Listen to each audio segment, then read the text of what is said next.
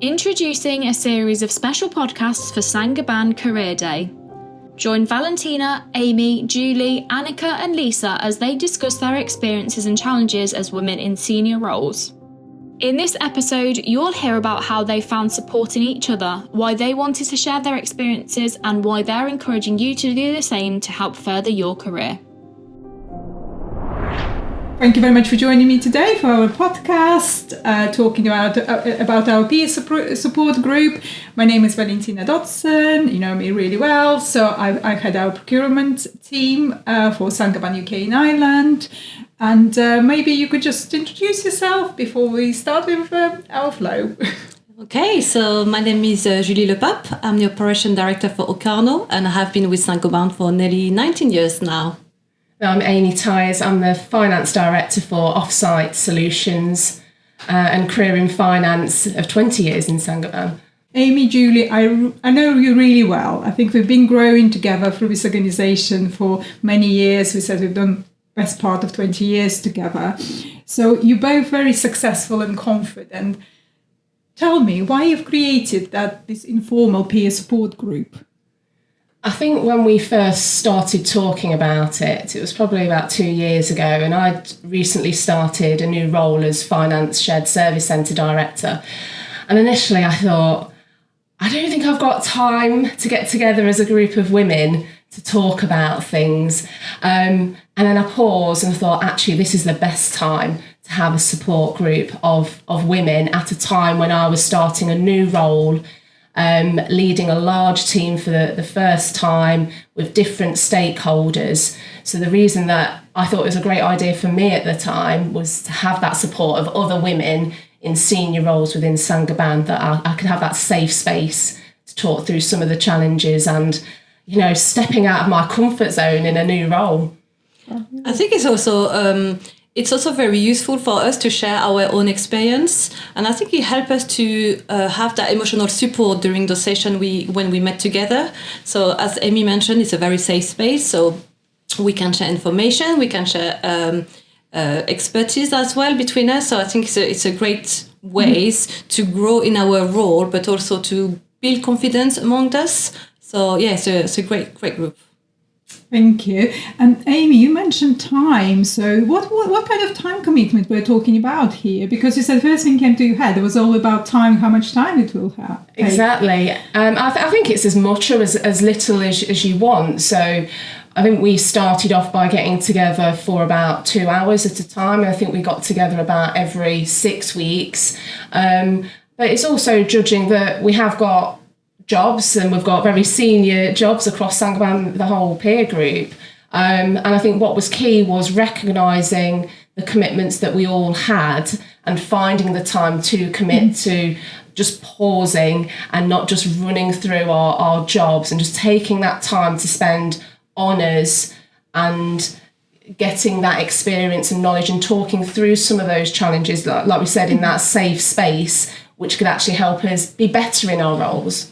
So you're talking about relatively small amount of time. Is it a couple of hours every couple of months? But then you see great value out of this couple of hours. Yeah, absolutely. I will echo Amy's comment. It's great because we can share the good practices for a better outcome as well in our current role. So I think it's very, very valuable for all of us. But not only we don't always have to make the time. Sometimes we just need a bit of a support or just a question. So we've got that networking among us now. So it could be just a phone call to one of us to say, hi, I just need a bit of help. What do you think? So I think it's very valuable, as I said before. Thank you. And do you think women face sort of greater obstacles in creating these sort of informal peer support groups to compare with men in the workplace? Why is this all about women, and why we've not had one before, maybe? If I think about external, I'll give you an example. So it's probably less about the Saint-Gobain internal. But if I think, again, I was in a new role as Finance SSC Director, and it was the only role in the UK. So there was no one in Saint-Gobain I could talk to functionally within Saint-Gobain. So I looked externally within the UK to see what sort of networks were out there, and had a really good experience of one. It was a short amount of time. It was in a cafe, and I was back home in a reasonable amount of time. And the person who was hosting it she said, "Oh, well, you'll love our next one. You'll love our annual summer event." So I was sat there with, anticipation. I thought, oh, this is great. I've met some finance people doing similar roles outside and started creating a network. And then I received the email, and there was a lovely picture of a green, and it was outside. So I thought, my initial perception was it's going to be an outdoor event. Oh, that sounds lovely in the summer. And then I saw the little hole on the little green with the little flag, with the little golf clubs at the bottom of the email, and my heart sank. And I didn't go. But what I did do is I gave feedback to the host of why I didn't attend and why that wasn't for me. So I think the type of event and the type of situation externally for networking has made it historically, and actually most recently, just within the last year, difficult to network, because some of these networking and peer group situations have been historically set up in a system for men by men. So it's overcoming that, and it's finding different ways of how we connect. So I think that's one of the big barriers, the particular situation that the peer group set up in.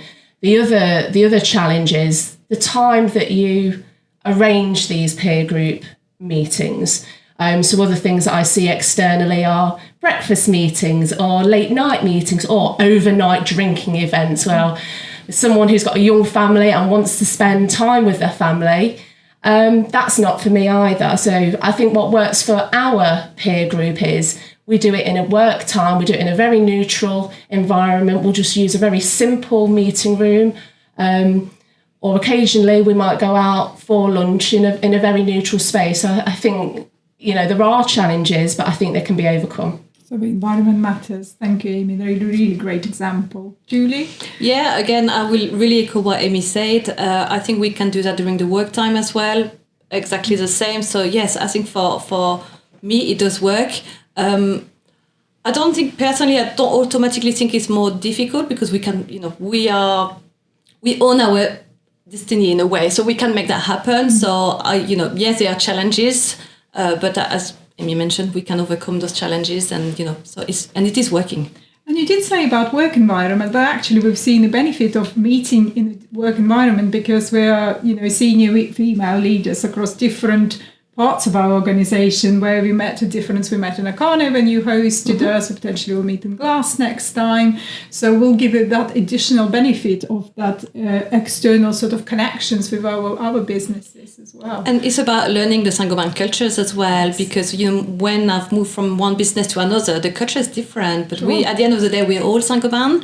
But it's really interesting about learning from other cultures as well, and let's take on the good practices from those different cultures. So yes, it's great. It's a way as well for us to network, but also to grow our own skill by learning from others. Sure, because last time when we met in Acano, I know Lisa Dunn, who will be joining us later, so she's been with the organisation over 20 years, and she's never been to Acano before. She's probably doing this on the motorway so many times past Acano, but actually has never gone through the doors and used the time and to show you around. She knows a little bit more about the business. Absolutely, now. And it's the same for me. I've been here for nearly 20 years, 19 years, and I've never been to Glass, and it's really is interesting. It's about the diversity of businesses within Saint-Gobain and how we can learn from those businesses. And talking about diversity, I think that's what I've really valued with this group that we've got. So yes, we are women, but we come from different businesses. We're in very different functional roles. And I think the really interesting thing when we first started, there was 4 of us. And for anyone who's done any type of personality tests or insights, I know a lot of people are familiar with, our lead personality types are very different between the 4 of us. So there's a lot to draw on within the group. And the cultures are different. So when we started, we had a French colleague, a German colleague, an Eastern European colleague. So and the English colleagues. Yeah. So we had that dimension of cultural dimension of sharing our differences. And in fact, yes. Sorry, Valentina, it's a beauty to bring that different perspective as well into issues and bring a different type of solution as well. And that's what works as well for us. They're very clear. I'm hearing from both of you, and I'm a big advocate of an informal support group. What advice would you give to our colleagues, whether it's men or women, if we do want to start a group, where to start? Where did you start? What you've learned, and what advice would you give?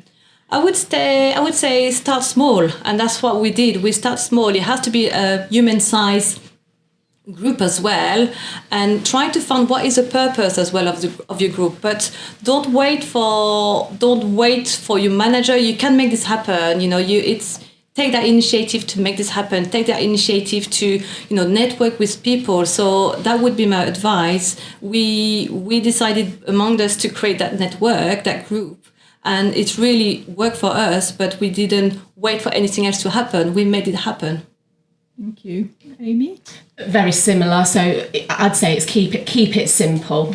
Keep it simple and listen to the boundaries that other people might have in terms of timing. So if you want it to work, so no matter who it is, find a time that suits those people so people aren't excluded.